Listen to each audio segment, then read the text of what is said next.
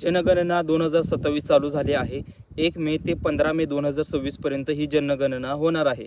आता तुम्हाला ऑनलाईन घर बसल्या 5 मिनिटांमध्ये तुम्ही मोबाईलमध्ये कोणकोणते प्रश्न आहेत, कोणकोणत्या प्रश्नाची उत्तरं काय द्यायचं, काय द्यायचं नाही, याच्या संदर्भातली संपूर्ण प्रोसेस आपण या व्हिडिओमध्ये पाहणार आहोत. म्हणजेच जनगणना 2027ची मोबाईलमध्ये कशा पद्धतीने करायची याच्या संदर्भातली संपूर्ण प्रोसेस मी तुम्हाला सांगणार आहे.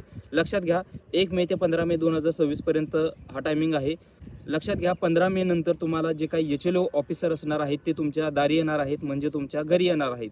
आता हे अधिकारी काय करणार आहेत, तुमचं जे काही तुम्ही भरलेला फॉर्म आहे म्हणजे जनगणना आहे. आता भरपूर त्यामध्ये 33 प्रश्न आहेत. आता हे प्रश्न कोणते आहेत हे तर आपण पुढे पाहणारच आहोत. पण जर तुमचे काही प्रश्न चुकलेले असेल तर काय बरोबर आहे, काय नाही आहे, तीच जनगणना जी काही गिनती आहे, जे प्रश्न आहेत ते कंटिन्यू ठेवायचे की नाही आहे ते ठरवणार आहेत. म्हणजे तुम्ही स्वतः सांगू शकता किंवा ते स्वतः ठरवणार आहेत आणि त्यानंतर ते त्यांची जनगणना तुमची जी काय असेल ते कंप्लीट करणार आहेत. तर ही जनगणना घर बसल्या 5 मिनिटांमध्ये कशी करायची संपूर्ण प्रोसेस आपण जाणून घेऊया. तर व्हिडिओच्या डिस्क्रिप्शनमध्ये लिंक दिलेली आहे, त्याच्यावरती क्लिक केलं की तुम्ही इथं येणार आहात. इथं आल्यानंतर तुम्हाला पहिला तुमचं स्टेट म्हणजेच आता या ठिकाणी आपल्याला पहिला महाराष्ट्र निवडावं लागणार आहे. खाली एक कॅप्चा आहे, तो कॅप्चा टाकून घ्यायचा आहे.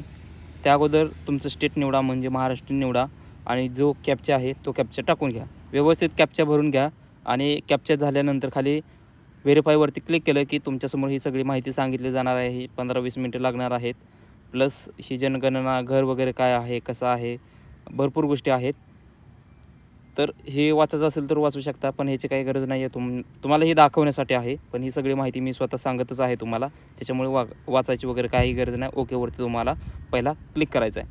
ओके केल्यानंतर तुम्हाला इथं जो हाऊस हेड आहे म्हणजेच जो कुटुंब प्रमुख आहे त्याचं नाव द्यायचं आहे. लक्षात घ्या, कुटुंब प्रमुखाचं नाव तुम्ही एकदा टाकलं की पुन्हा चेंज करता येणार नाही.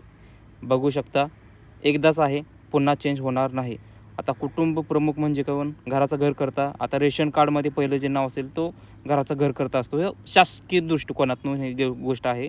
त्याच्यामुळे रेशन कार्डमधलं पहिलं जे नाव आहे ते टाका किंवा ज्याच्या नावे उत्पन्नाचा दाखला अवेलेबल आहे, ज्यांच्या नावे निघतोय त्यांचं नाव टाका, काही हरकत नाही आहे.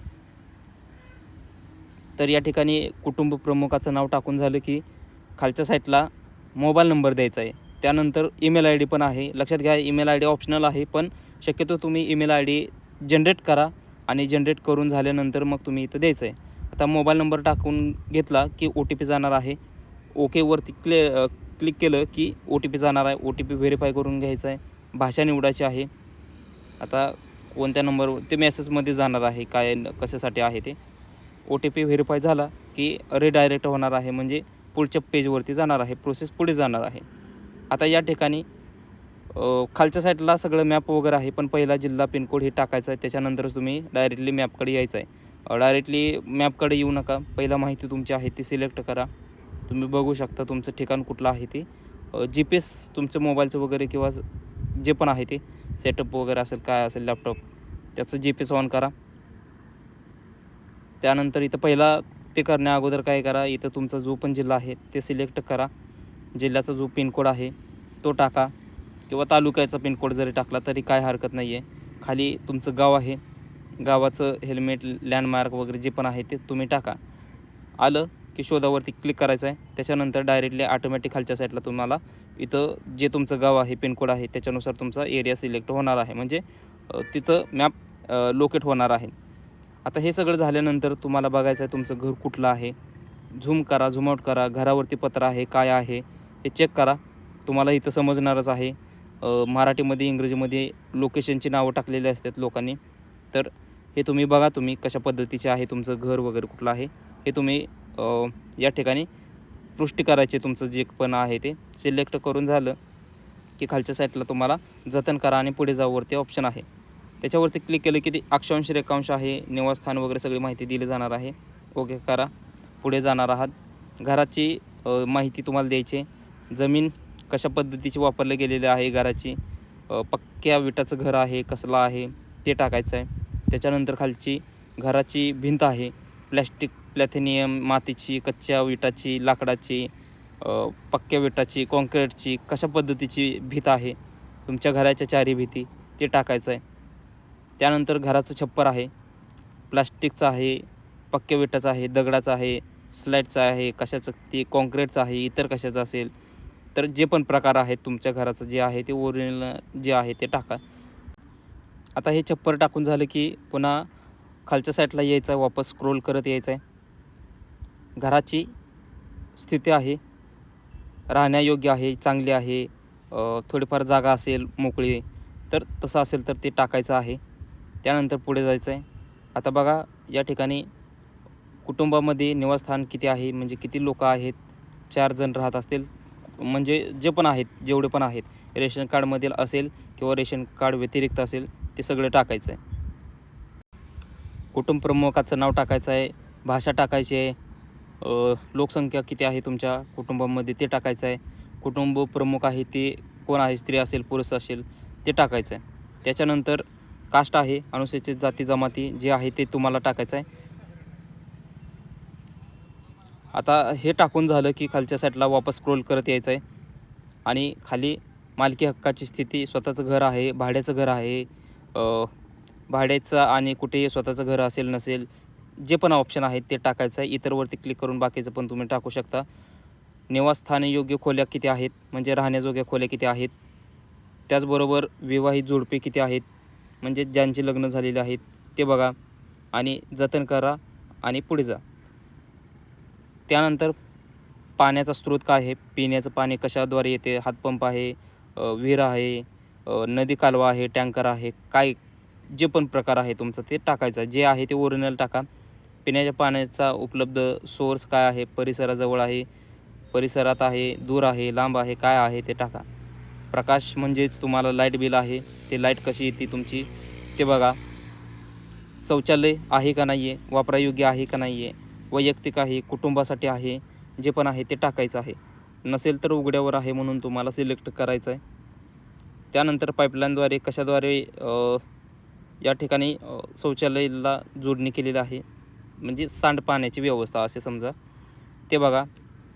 शौचालयाचा खड्डा बघा कशा पद्धतीचा आहे, एकल खड्डा आहे, दुहेरी खड्डा आहे, असा कोणत्या पद्धतीचा आहे ते अगोदर घरकुल वगैरे मिळालं असेल तर त्याचा फोटो वगैरे घेतलेला असते, त्याच्यामुळे खोटी माहिती द्यायची नाही आहे.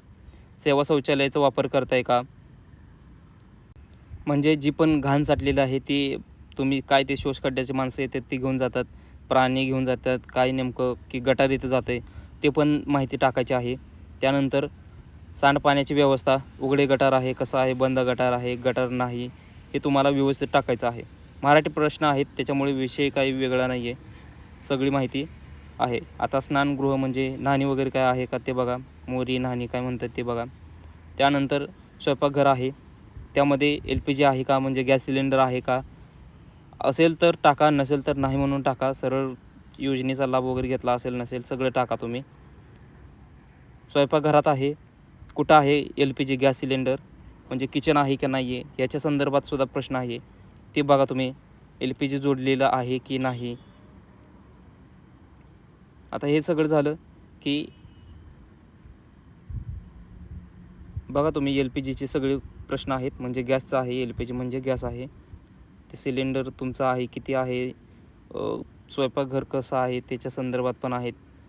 जर गॅस सिलेंडर नसेल तर LPG वगैरे नसेल तर आता जे पण तुम्ही गवऱ्या वगैरे वापरता, जळण वापरता ते संबंधित आहे प्रश्न ते बघा. सेव्ह करून पुढं आलं की घरामध्ये रेडिओ आहे का, मोबाईल आहे, स्मार्टफोन आहे, जे आहे तर मोबाईलच आहे सर्वांकडे तेच सिलेक्ट करा.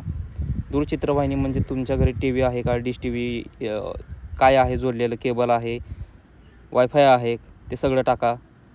इंटरनेटची सुविधा, मोबाईल वायफाय आहे काय आहे, हॉटस्पॉट मोबाईल एकच, लॅपटॉप आहे का, होय तर होय, नाही तर नाही. मोबाईल आहे, सगळ्याकडेच आहे. त्यानंतर सायकल स्कूटर आहे नाही, स्कूटर म्हणजे मोटरसायकल आहे. त्यानंतर कार जीप जी पण आहे ते 4 व्हीलर आहे का, मुख्य खाद्य काय आहे, ज्वारी बाजरी मका काय आहे ते टाका. त्यानंतर माहिती पुढे घ्या. तुम्ही बघू शकताय सगळी माहिती तुम्ही जी सिलेक्ट केलेली आहे ती पुन्हा बघा, चेक करा आणि पुष्टी करा, सादर करा. त्याच्यावरती तुम्ही क्लिक केलं की पुढे जाणार आहे. आता या ठिकाणी तुमची SC ID जनरेट झालेली आहे. ही ईमेल आय डीवरती जाणार आहे. जो कुटुंब प्रमुख आहे त्याच्या गेलेले आहे ईमेल आय डीवरती जो तुम्ही दिलेला आहे. मॅन्डेटरी ठेवा म्हटलं होतं, कंपल्सरी नाही, पण तुम्ही स्वतः ठेवायचं आहे. आता लक्षात घ्या, ही तुमची SC ID आहे ती HLO ऑफिसर येणार आहेत, त्यांना दाखवायची आहे, ती स्वतः चेक करणार आहेत. जर तुमच्याकडे ही ID नसेल तर लक्षात घ्या, तुमची जनगणना कंप्लीट झाली नाही. ते स्वतः पुन्हा वापस हीच प्रश्न विचारणार आहेत आणि वापस तुम्हाला हीच माहिती तुम्हाला द्यावी लागणार आहे. त्यासाठी याची प्रिंट काढून ठेवा SC IDची, किंवा तुम्ही ईमेल कंपल्सरी टाकायचा आहे. जर तुमचे आणखी काही प्रश्न असतील तर 100% कमेंट करा. मी रिप्लाय देण्याचा पूर्ण प्रयत्न करेल. 100% मी रिप्लाय देईलच तुम्हाला. पण जर काही आणखी प्रश्न असतील किंवा दुसरा कोणता टॉपिक हवे असेल तर नक्कीच कमेंट करा. भेटूया अशाच एका नवीन व्हिडिओमध्ये. धन्यवाद.